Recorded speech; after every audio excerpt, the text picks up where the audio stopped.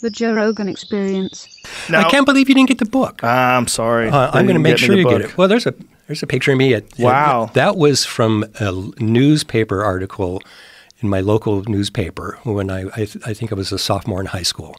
And that was the first time they called me Rick Baker Monster Maker. And, yeah, that was... That's from high school? That was, yeah. I always think I was the third... No, I must have been like 14 or 15 or 16, something like that. Wow, man, you were committed to the path. Oh, I mean, my bedroom it was all masks. And, you know, did you ever do the Aurora Model kits? Yes, yeah, I did, yeah. And I mean, that was one of the big regrets that when I got married, I thought, well, I got to...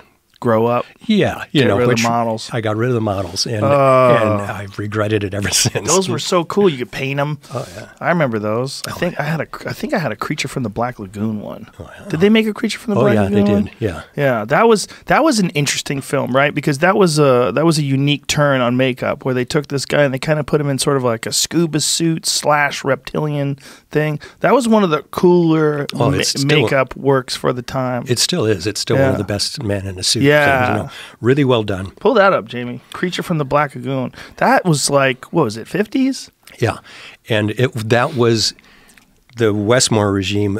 Jack Pierce, who did Frankenstein, the Wolfman, all the classic stuff, used old school techniques during a time when other people were doing foam rubber. And a new regime came in at Universal, and all of a sudden Jack got a pink slip. You know, you're out. You know, these movies. There it is. Yeah.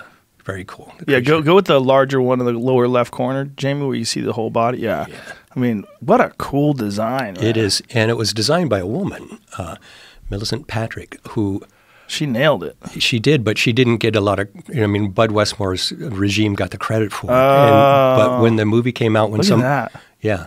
When some publicists found out that a woman designed it, they did a whole kind of Beauty and the Beast campaign, and apparently Bud Westmore was furious. You know, he goes, "It's my work." It's you know, oh, no. And he was famous for posing with other people's stuff. You know, I mean, a very fine sculptor named Chris Muller sculpted the creature's head, anyways, and I think he did the abdomen and some of the parts, and he also sculpted the Metalonian mutant from This Island Earth. You know, the big brain. Oh, kind okay, of thing, you know? Yeah. And there's some pictures of Bud Westmore holding a really inappropriate sculpture tool next to the sculptures. Oh, no. And from what I heard, he would, whenever the publicist would come to take pictures, he'd give everybody a day off or the afternoon off, and then he would go up to the lab and pose with that stuff. Oh, you know? Christ. Yeah.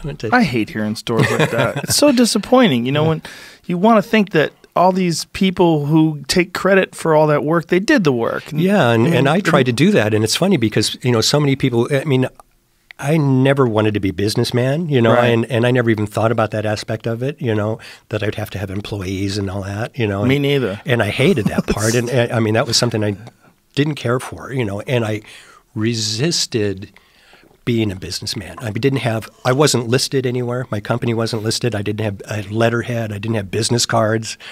How the hell I didn't have an agent, you know, how the hell I ever was successful, I don't know, other than the fact that I worked hard and my work was pretty good, you know. But yeah, it's fortunately it all worked out for me, like I said. It certainly did.